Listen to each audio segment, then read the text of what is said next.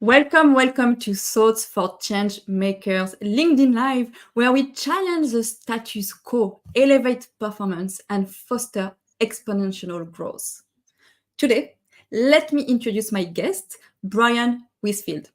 He is a recognized expert in improving organizational performance through improved decision making. And Bryan is renowned for his expertise in risk-based decision making and the art and science of influencing decision makers. And today he will be introducing concepts from his new book, Team Think, because he wrote, by the way, Bryan, how many books have you wrote so far? I've written, to be perfectly honest, I've written 3, but one of them is going to be replaced by Team Think, so I'm not talking about it at the moment. Okay. But yeah, I have written 3, and then I've got a blog book out, which is a history of my, a collection of my blogs through the last few years. We just published that this year. It becomes a resource book because it's all by different topics. Yeah. Okay. So ideal for anyone wanting to have a good read during a coffee. I guess blog, every morning have a blog. Or they've got something coming up, they're running a workshop or they're going to a meeting or they're designing something and they go, I wonder what Bryan's said about this. And the blog topics are a lot lighter. I like to have a bit of play and a bit of fun with them. So it can just give people a different mindset as they go into that meeting or workshop or as they're working on that aspect of their job. Okay. So now, Bryan, let me ask you a question that I ask to all my guests. I'm curious, what is the definition for you of individual or team performance? And of course, you can answer both if you like. You can pick one or whatever. I'm big on purpose. And so for individual and team, individual needs to be aligned to team purpose needs to be aligned to organizational purpose. It's just the way it has to be. Then when it comes to what a great team player is, I think the individual has to have skills that they bring to the table and the team needs them. So that's where the individual performance of the team overlaps again. And I think the thing about great team members, as an individual performer, they're problem solvers and to some extent innovators, some maybe more than others, but they know how to get the job done. I think that's really good. And then here's the crunch. I think you're good as an individual if you're good at connection, and the team outperforms if everyone's connecting. And I call that like a synchronous team. So a team that is synchronous, aligned to purpose with, talented people who are problem solvers, creative problem solvers, innovators, together they make decisions that I feel are compelling for the team. Like everyone on the team is behind them because of there's that mix of talent, focus on purpose, and how connected everyone feels. So there's my summary rather than snapshot definition of individual and team performance. Thank you, Bryan, for sharing. And I love it because I ask the question every time and we can hear always like a different definition, because we all look at the world with a different perspective and we have as well different knowledge on, and your one was decision-making approach as well. So tell us more now about how come you went into having this idea of writing the book, Team Think. Okay, so there's multiple angles. I think so many things in life come at you from multiple angles before you land on what you land on. And so when I went to write my first book, I've been in the risk game for quite a while. So I was helping people with risk-informed or risk-based decision-making. And that had come from my background as a chemical engineer, an industry where we killed a lot of people and damaged the environment.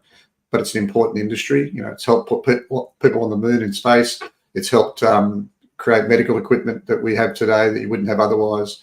And whether you like it or not, you wouldn't have a smartphone if a chemical engineer wasn't involved somewhere. So it's an important profession. and I got involved in bringing what we learned about managing uncertainty, complexity in the chemical industries over to general business. So that was one angle. And then when I started to go, okay, I'm going to write a book about this, I came across a book by Herbert A. Simon, who's got a Nobel Prize for his work in and around administrative behaviour. The book's called Administrative Behaviour. It was written in 1946 originally. It's had a number of updates. And if I was to summarise what his book says, very succinctly, it says this. An organisation is a bunch of people that come together to fulfil a purpose that's generally chosen by the people at the top of the organisation. And then the leaders of the organisation influence everyone's decisions through policy, process and system. How are they influencing? They're influencing them to make the best possible decision to achieve that purpose, which means an organisation is simply a bunch of people deciding to act or not act in fulfilment of purpose. So the definition of an organisation is a bunch of people who come together to act or not act, make decisions to act or not act in fulfilment of purpose. And when I read that and understood it to what it be, it was actually more compelling than ever that I follow this decision-making path, because what he went on to say was, and the decision you want them to make is the perfect one. We're taking into account every possible consequence of the future and every path, which of course is impossible. But he said that's what you ultimately want as a best decision. And so I've been on this path, journey, on how we can do these things better. Now, how do I get to team think? So I've got my book, actually, I've got a bit of visual. My risky business, how successful organisations embrace uncertainty. Mm-hmm. My risk-based decision-making book. And then I've got this book called Persuasive Advising, How to Turn Red Tape into Blue Ribbon, which is about influencing decisions. In particular, it's for people in enabling functions who are trying to assist the business be more successful, but the business is holding up their hands saying, there's too many of you in the back office, I'm trying to get my work done. So that's about influencing decision, particularly as an enabling function. And having done those two, it came to my conclusion that just because you're a good influencer and just because they've got a good risk assessment doesn't mean you get a great decision, because teams are funny old things. And so I started exploring team decision making. And I read during COVID, and one of those reading periods, I read Noise by Daniel Kahneman, and or primarily Daniel. He was one of the lead authors, and that was excellent, because that was about team decision making, where he calls about recurring team decision making, and then one-off recurring decisions being what I call strategic decisions or big bet decisions. And so in some ways, the book had already been written by the likes of Daniel Kahneman. And there was another book that he referred to quite a bit, or they referred to quite a bit, called Wise. It was written about 2013, 2014. And I read that as well, and a couple of others. And even though Kahneman et al. Had written the book, I said to myself, my books are practical. My books are how-to. My books really, people often get the comment, was such an easy read, clear, practical, that kind of thing.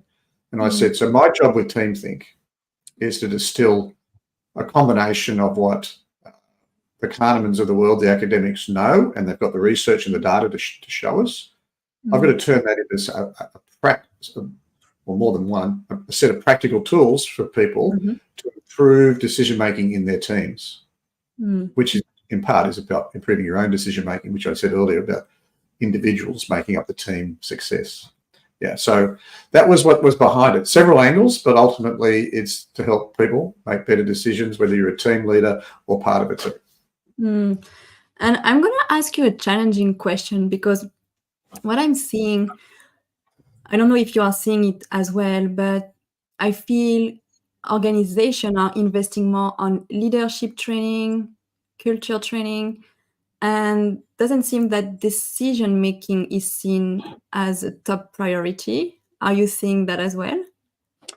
It's really funny. People generally don't think it's decision making that's the problem, or they might talk about it, but they won't think that helping people with the decision making makes the difference, or is the solution. So a couple of things. When I one of the reasons I wrote Persuasive Advising about influencing people's decisions was because I had noticed that we all think we're good decision makers. So Lison, you know how you and I are good decision makers and everyone else has got a problem? Yeah, it's easy to nod at that. Yeah, it's everyone else. Yeah. Like we get it. Like it's obvious what decision we should make here. Why is this person or these people not making a decision the same as ours? We know how diverse the world is, so that's the reason. And so from there, and now I'm having one of those elderly moments and I went sidetracked. It's a difficult question you asked. You said it was difficult because people are looking for it. Yeah. So people don't want to buy it because they don't think it's the problem. They think everyone else has got the problem. Anyway, so what was interesting to me is I sort of parked that until I wrote Team Think. I went down the Team Think, but just after I decided I should write Team Think, guess what? I got approached by some people. It's a government organisation to help with team literacy. Decision literacy, team decision literacy. Yeah, because and that's it. I'm gonna double click on that one because we're at school as kids. We are not taught. We don't have any class around decision making, and same in university. And then we go into the corporate world, and as an individual and as a team, we don't have those skills. And, when I interview for my book on overthinking, I interview an expert in cybersecurity, and the senior leadership team rely on him to make a decision that costs billions of dollars. But he was the expert in cybersecurity, but he was not skilled on how to make this type of decision. Yeah. I mean, my daughter did a communications degree, which I'm pretty sure if she didn't do it, then others in a degree did, critical thinking, which I think is, so it's, and that's not necessarily decision making, but it certainly goes a long way. Critical thinking, you might have like a subset in decision making, definitely. Yeah. And so why I really jumped at it was when they said, would you be interested in quoting for this work, which I eventually got. It's because I'd said this to myself and to many others, people, and written it in my blog years before. Unfortunately, we accept mediocrity in decision making.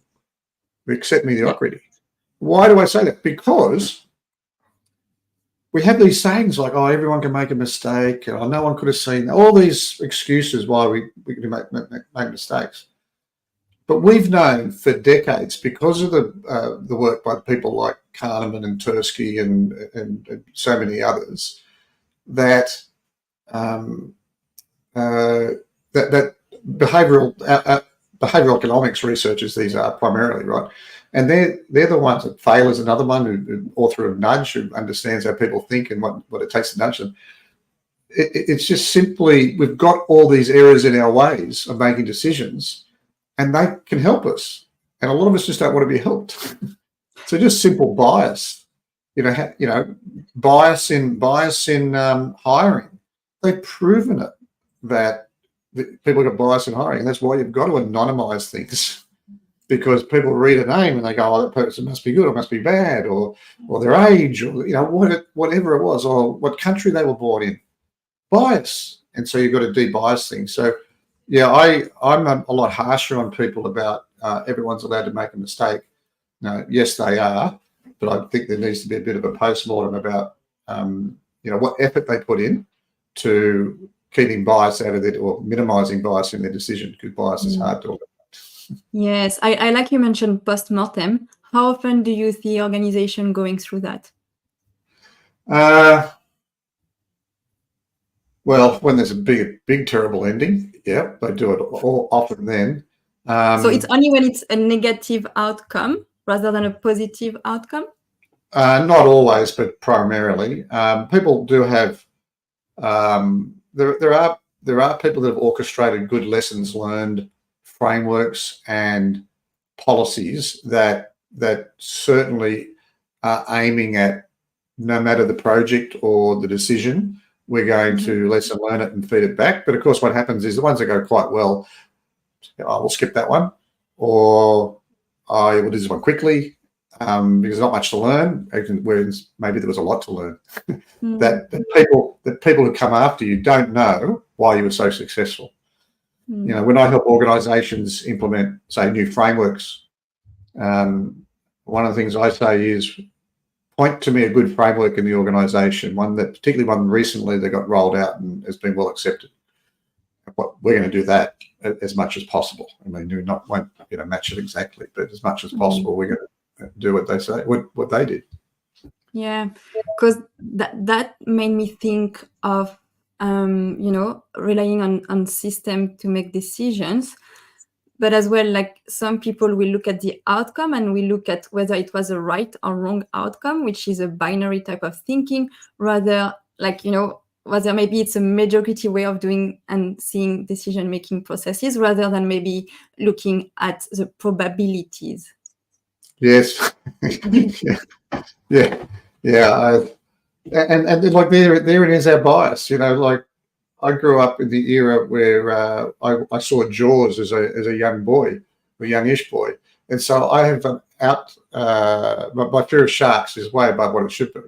Even though I live near the beach, I swim there with sharks, but I'm constantly thinking about it. And I get over it, but it's other people in the water don't even think about it.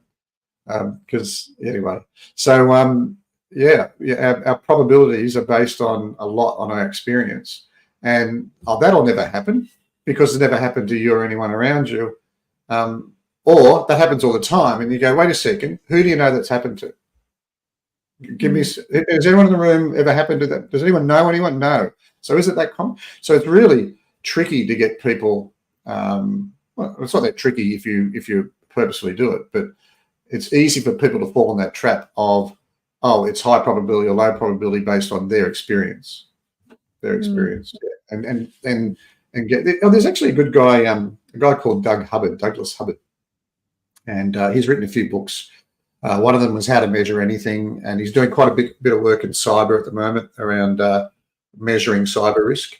And one of the things he says, and he's done a lot of research on and developed techniques, is how to calibrate individuals to make better decisions. And more recently, how to calibrate teams to make better decisions.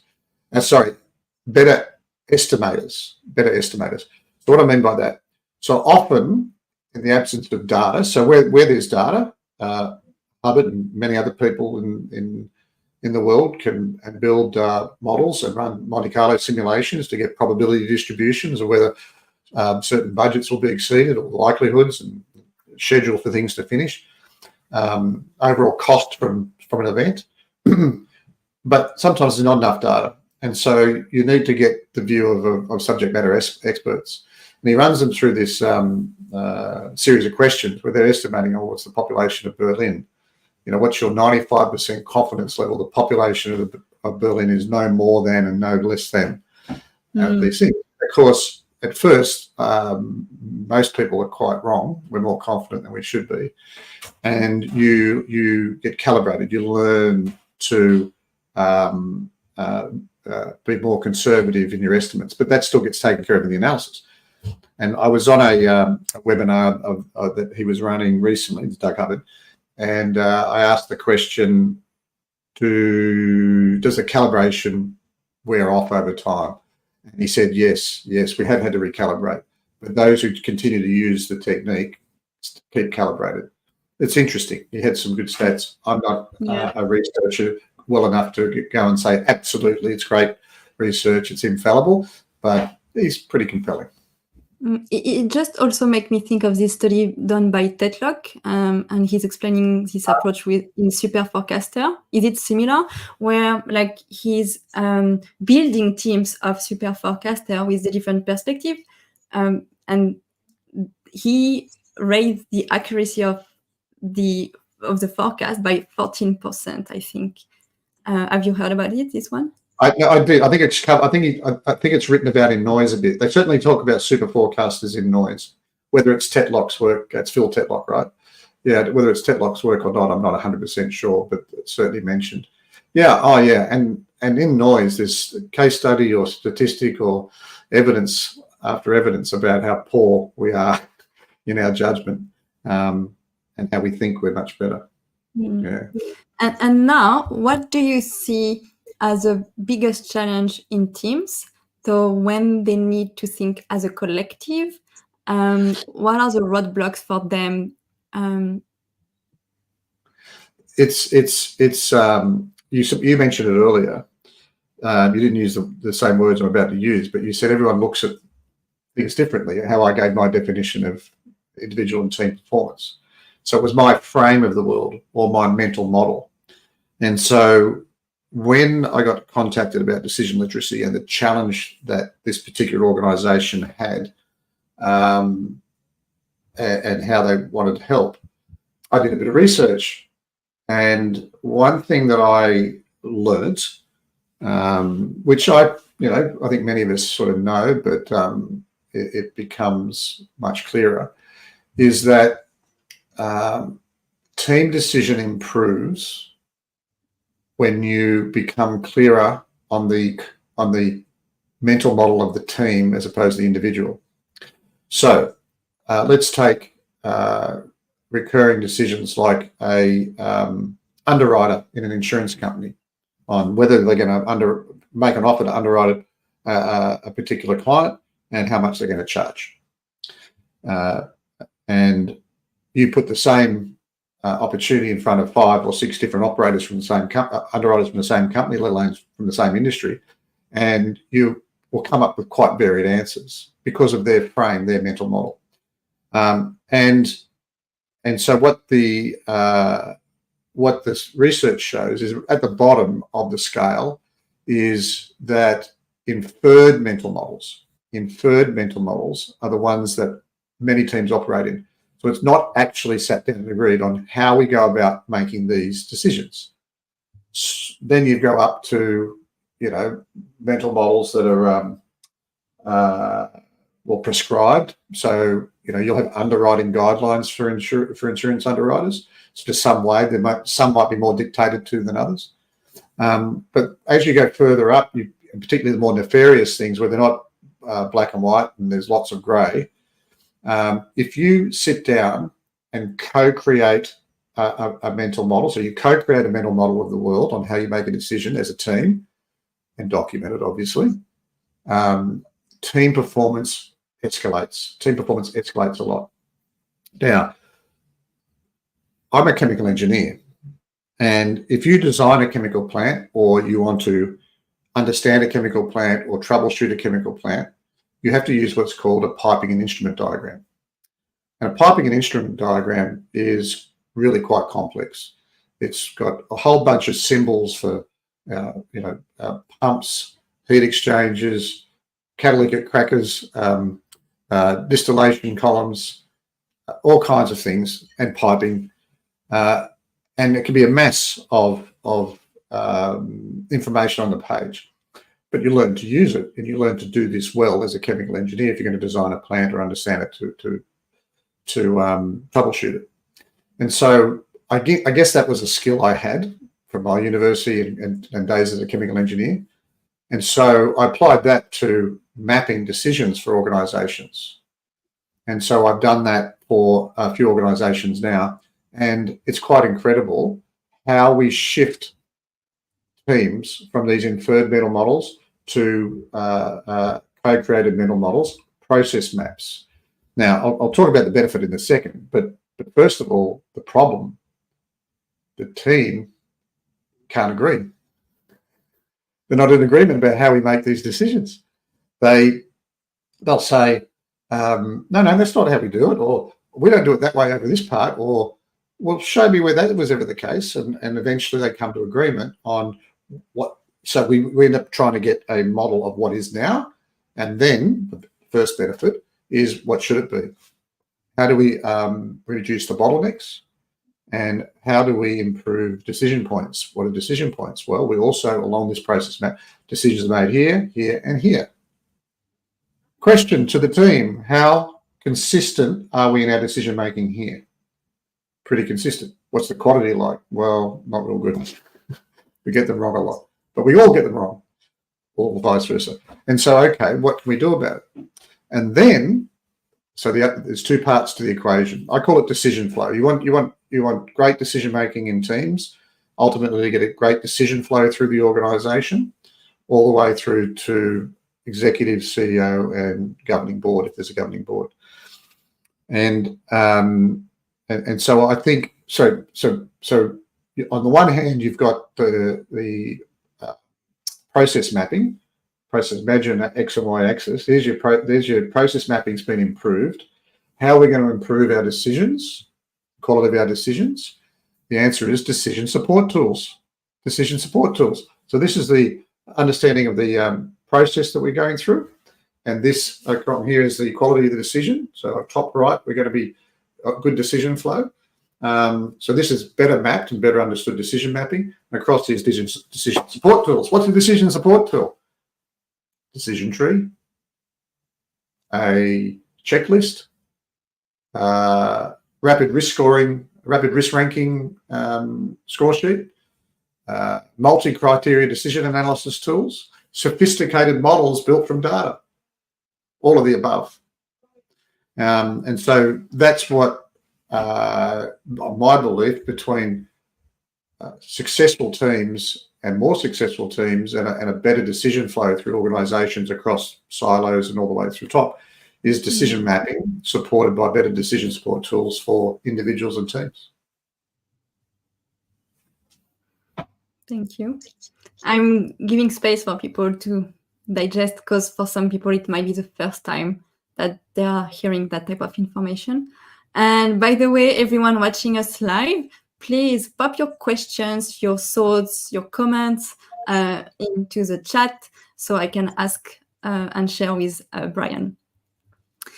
Okay, and so the benefit definitely is about increasing team performance. And as you mentioned also at the beginning, when we have uncertainty, complexity, how can we make it sustainable and have higher probability of the result, the outcome that we want more often than not? Are you using as well feedback loops?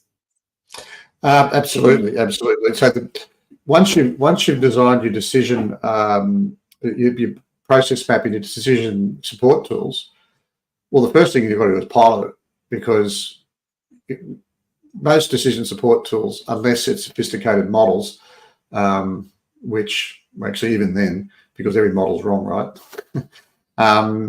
You must, before you even put it into full practice, have that decision, so that feedback, until such time as you refine it till we're comfortable. And then the world changes. So unless you do reviews every period of time, whether that's quarterly, 6 months, annually, biannually, and it will depend on how fast the world changes for you, then you absolutely need those feedback loops. It's not something I've been uber focused on, because yes, I'm focused on getting them past the pilot into production, Yes. and hoping that they've got a culture of continuous improvement. Okay. And what I also advise for my coaching client is usually to have a journal, a decision-making journal. But how do you see that as a team or as an organization? You understand what I meant. Okay, perfect. Yeah. So Richard Thaler, he says organizations should have a decision log. So teams could have a decision log. Which of the decisions we made, and you could track that over time to just see how good we've been. Now that's a bit of discipline that most people don't care for. Yeah. It's, and why? Why, in your opinion, people don't care about like having a decision log within the team? Once one of my friends did some work with an entrepreneurial style guy. No, he's an entrepreneur. And the entrepreneur said to him once, I've got no problem making decisions. I've never made a decision I can't back out of. And so for him, the more important thing was to decide and move forward. Yeah. And I think it's the tendency for belief in that rather than pursuit of excellence. And I was talking to another colleague recently about operational excellence, and she made a comment that I'm not so sure people want operational excellence. I think they more just want operational health, because excellence seems too hard. And, like it or lump it, why do people become elite athletes and the rest of us don't? They're in pursuit of excellence. Yeah. At pretty much all costs. They're willing to sacrifice so much. We're going to work. We're going to work in a team, a place we enjoy. We're on board with purpose. We like the people. We like the impact we're having on the world. But, I'm heading home. And, I'll let the boss worry about how well our decision making is. If he wants to keep, or she wants to keep a decision log, let him. I don't know. I think it's the why. It's like, I feel like I'm sounding like Simon Sinek. Start with why is about explaining the why the team should have a decision log, and if what's in it for them. Once they realize there is something maybe for them, they can maybe win a few hours every week because they are making better decisions faster. Then they have more quality time with their family, or maybe they have a faster career progression, because within companies we also promote people that can make good decisions consistently, right? So that is also a skill to foster if people are also looking to elevate themselves in the hierarchy. This would be a frightening moment if someone said to me in the chat right now, ask a question, do you have a decision log? Because on that basis, what you just described, and I believe it, I should have one. Yeah. And I don't. Okay. Oh, and and I've got a history as a risk professional, and I don't have a risk management plan, but I'm a single person practice with a relationship manager at EA who just had a baby. Hello to Paula. She's not going to be watching this, but had a baby Saturday. Yeah. So she's off till 1st of March. Yeah. So I think it's optimism. I think it's laziness. I think it's pursuit of speed. Let's not slow down. But high risk environments, then I think that's different. People are more likely to do that. Space exploration, around healthcare and research has got to be done in very particular ways for it to become an accepted practice when people's lives are at risk. So maybe there'd be a lot more discipline in some organisations that I haven't worked with, because maybe they don't need decision literacy or decision support because they do it so well already. Yeah, true. And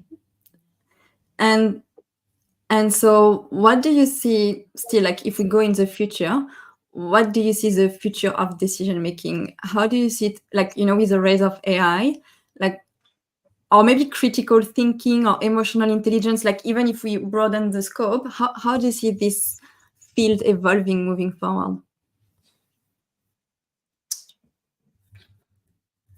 Well, I think it's going to improve, but I think so. I've talked to a few organisations recently about some of this, and there's been smatterings of process mapping being done and being done reasonably well.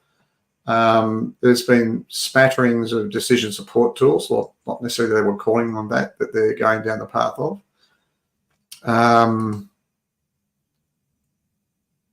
There's in the risk space, so risk appetite is a big issue on decision making. Criticisms, the board will say later that wasn't within our appetite to do anything like that. Well, what were you doing? What were you thinking? And so tools to help people understand risk appetite for a decision is something that's got some traction in many organisations, because they're trying to get this risk thing right. But I think it's just going to be a slow grow rather than a revolution. Now, AI, who knows with AI, but it will be able to make a lot of the decision making for people. So take logistics, shipping containers around the world. It's logistics. Eventually AI will work it all out. It just will. And so when AI has worked it all out, and I think one of the big mobs, TNT or something like that, or the other one is already doing it, some of it, if not a lot of it. I think that will change things up. But then you'll move on. But that's the logistics one, which is maybe a lot less determined by emotional intelligence and other impacts. Where, one of the things I talk about is the complexity of environments. In chemical plants, they might look complex, but they have the irrefutable laws of physics and chemistry.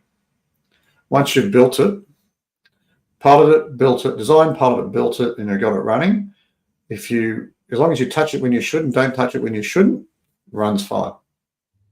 Notwithstanding earthquakes and things. Should have built it somewhere else. And so I say to them, very few people run a chemical plant once it's up and running.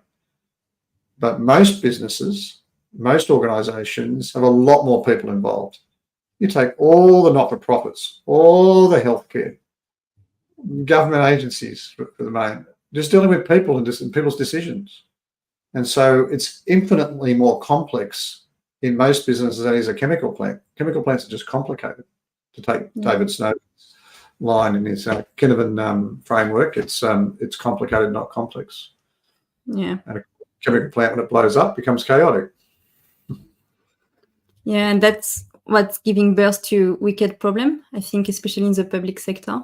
And I'm interested in wicked problems with this because where I'm heading with TeamThink, in part it's the recurring team decisions, helping to fix them. But then what about the big bet decisions? How are we going to help people with their mental model of the world when it's a one-off big bet or at least a strategic decision? So I was listening to a podcast. I love podcasts. And I was listening to a podcast, and on it was being interviewed a Australian academic and a Canadian academic. They'd co-written a book called The 6 Faces of Globalisation. And I know I should have their names in my head, and I don't for some reason. Alison, sorry, apologies, authors of 6 Faces of Globalisation. It's live, so we are doing our best here. And so they what they did was they were looking at this diverse views of the world, and what they did is they said, right, let's look at globalization as a thing, and they said, let's write some mental models of the world from particular perspectives of globalization. And I'm not sure they had the Rubik's Cube in mind before they started, but in the end, they wrote 6 scenarios. The top one was the globalization, or globalists' mental model of the world is globalization is great for everyone. Or around the outside were different views, like the leftist popular view, the right-wing popular view, industrial view, or corporate view, things like that. And then the bottom one was the more the ESG movement, where globalization's, or let's call it the harder green movement, where globalization's bad for everyone because the world's going to climate change. And so as they were writing each of these scenarios, they got into them and they were like, geez, each one are right. Each one's correct if you frame it from that direction. And so what they went on to do was say, okay, why don't we understand how these things overlap or at loggerheads, and then help policy makers navigate that, or use these tools of understanding how these different frames overlap or at loggerheads, so that they can design policy to maximize outcomes. So I said to myself, this makes a lot of sense, and I'm going to do it for team decision making. So I've devised a technique for helping executive teams, for the individuals to develop a set of frames which we'll then bring together and do the overlap and the contrasts, and from there they can design a strategy, maybe with my help, design a strategy that matches as much of the situation as possible. So they put to bed some of the contrast, do some research, and understands, is one more right than the other. Overlaps, make sure that the overlaps are real and that what's being assumed is correct. And then, so given this set of constraints and opportunities, what strategy would best suit us? And of course, then you can come back and reframe later when you've got it all wrong, or maybe a little bit wrong and a whole lot right. Thank you, Bryan. We are coming to the end. So now my last question is, what's your hope with this new book? So two things. That's an excellent question. Two things. So a lot of people know me in the risk profession world. And I've worked with a lot of exec teams and CEOs. Oh, by the way, I can attest that, sorry to interrupt, because on the LinkedIn Live, half of the people are from the risk and compliance type of background. I look at the attendees. So yes, Okay. they are following you around. Okay, good, thank you. So half of me wants to be doing more work with CEOs and executives on getting decision flow in their organization and helping with big bet decisions. But as I was writing this, I came to the conclusion that what the risk professionals, the next step for risk professionals as they improve the quality of the management of risk in the business, will be using some of the same tools in terms of process mapping and decision support tools to improve at least risk-based decision making, if not the whole gambit.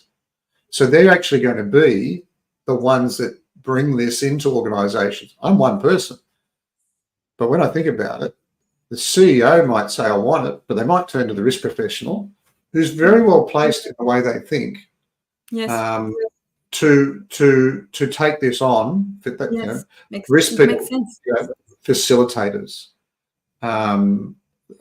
visual designers, in terms of framework diagrams and a whole bunch of things around presenting data. And so a lot of the skills are right there in the risk team. And so I'm hoping that it gives the risk profession growth potential that many people might not have thought about yet, which is great for a profession, and if I can help with that, then I've done a great thing for a lot of people I know and care for, and who get my blog, and I don't know, and I care for them, but they like some of the things I write about. So hopefully help them. At the same time, do more with execs to really kick some big goals on big bet decisions, but more importantly, just improve decision flow in organizations so we're a more efficient bunch of people and doing good work in fulfillment of purpose. I'm excited for you, Bryan. I love hearing that. Love hearing the two sides of the coin for the book. So when this book is going to be out, how people can get it? Early next year. It's 95% written, and apologies, some people might have heard about this all year, maybe the end of last year. But I did go away mid-year to write about it. Unfortunately, I ended up playing too much golf and not enough writing over at a friend's place in Mexico. And then I've been away again and got it mostly done, and I'm going away again in a couple of weeks, and I'll get it done before Christmas. I will.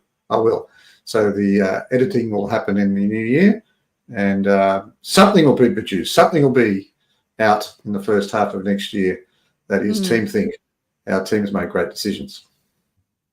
Thank you, Bryan. But I just want to share a disclaimer out there. Whenever you're reading a book or consuming a movie for 1 hour and a half, the work behind a movie or the work behind a book is astronomous. and people are very quick to judge, the movie or the book. So I want to just put a disclaimer out there that it's not an easy task then to write a book. So I think it's one of the hardest things on my side I have ever been doing in my It's the life. last So 5% that's always the hardest, and that's what I'm yes. grappling with now. The last 5% that in my mind it's between good and great, or at least mediocre and good at least. And if I can nail that, I say to myself, whereas a lot of other people say in the world, just get it out there, and the world will judge and the world will take care of things, and you can go write another one. So anyway, I'm finishing. Public declaration. It'll be done before Christmas. Come hell or high water. That's it. It's live. It's on LinkedIn. Thank you, Bryan. Anything you want to leave our listener or people watching with another piece of nuggets? Well, no, but I'll tell you what I'll gift everyone watching. If you would like an e-copy of my latest, actually any one of my books, so the Risky Business, Space Advisor, or Bryan's blog book, then please, we'll show you blog book. Here's blog book. There it is there. And it's quite thick compared to the others, because it's a resource book. If anyone wants an e-copy, you always do say is watch your LinkedIn Live. Come over here, have an e-copy. Done. Amazing. That's very generous, Bryan. So I just, for anyone that are missing this piece of information, Bryan is offering generously to anyone watching this LinkedIn Live to send them a digital copy of any of your book. Absolutely. Thank you, Bryan. It was a pleasure to have you on this show. Hopefully we make a dent out there with this video, and wish you all the best, and I will get Team Think definitely next year. Thank you. Great. Bye for now. Thanks for having me on. Thanks for watching, everyone.